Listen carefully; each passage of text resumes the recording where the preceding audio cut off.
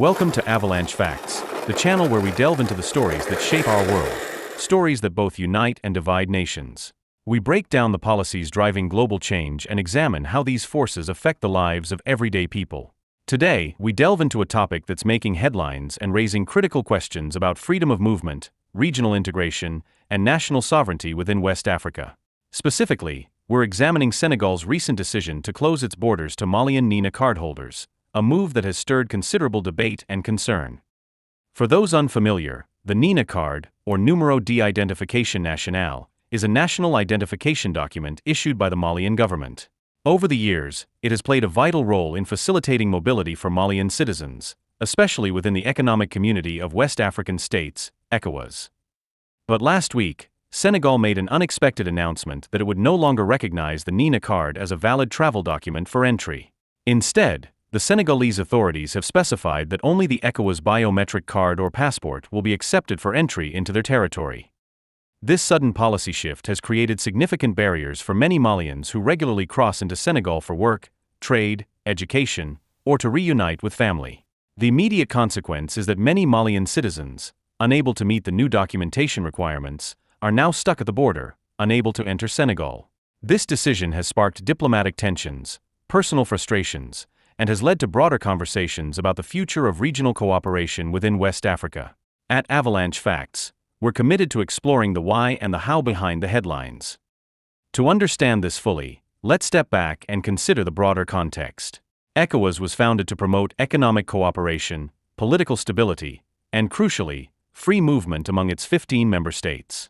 The protocols of ECOWAS enable citizens to travel visa-free across borders within the region, using simplified documentation. In theory, this should support the smooth movement of people and goods, which is vital for regional development.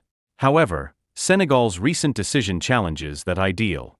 So what's behind this firm stance? According to Senegalese authorities, the policy is rooted in concerns about documentation integrity and standardization. Senegal argues that the ECOWAS biometric card and passport are more secure, with stricter measures designed to safeguard border integrity and prevent misuse. But is this really just about security, or are there deeper political and economic factors at play? The decision seems particularly complex when considering Mali's current transitional government and the evolving dynamics in the region. The Malian government, for its part, has not taken this issue lightly. Reports suggest that they've made efforts to engage with Senegal diplomatically, seeking a compromise or transitional arrangement. However, these efforts have so far been met with outright refusal. Senegal has remained adamant. Without the ECOWAS biometric card or passport, no Malian can enter.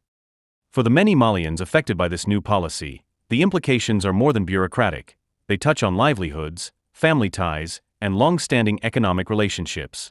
Trade, education, and family reunification, once easily facilitated by the NINA card, are now fraught with obstacles.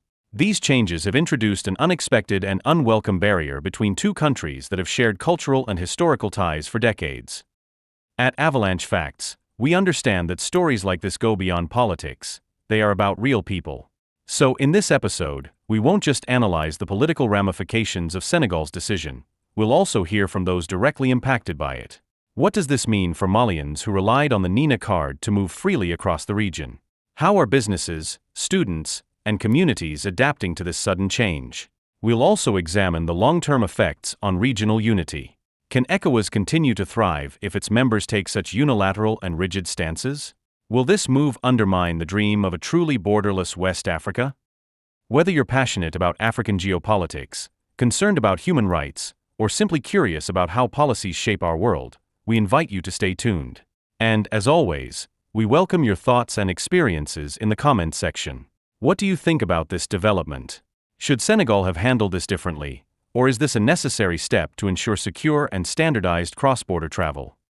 Now let's dive deeper into the specifics. Senegal has, for the past week, refused to recognize the Malian NINA card as valid.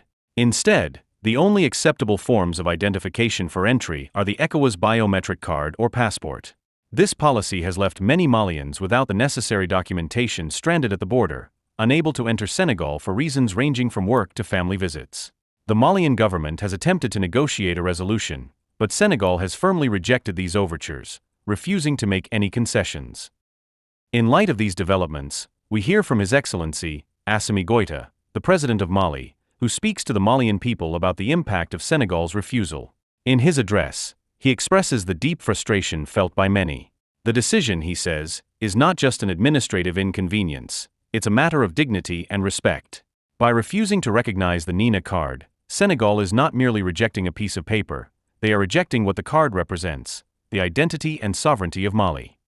President Goita highlights the wider implications of this decision for the people of Mali.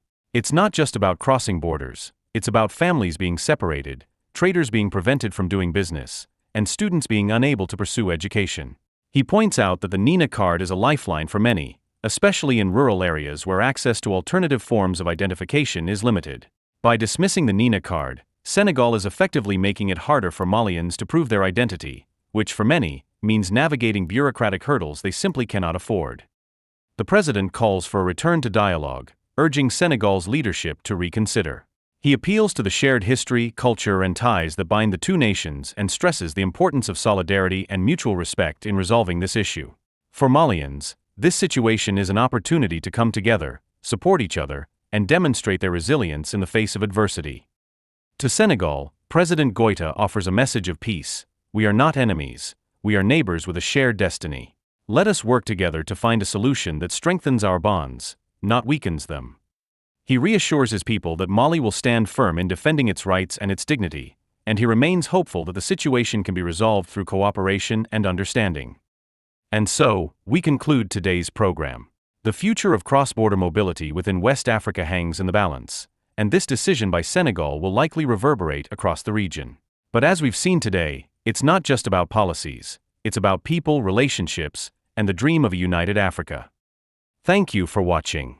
Please remember to like, subscribe, and press the bell icon to receive updates on new videos from Avalanche Facts.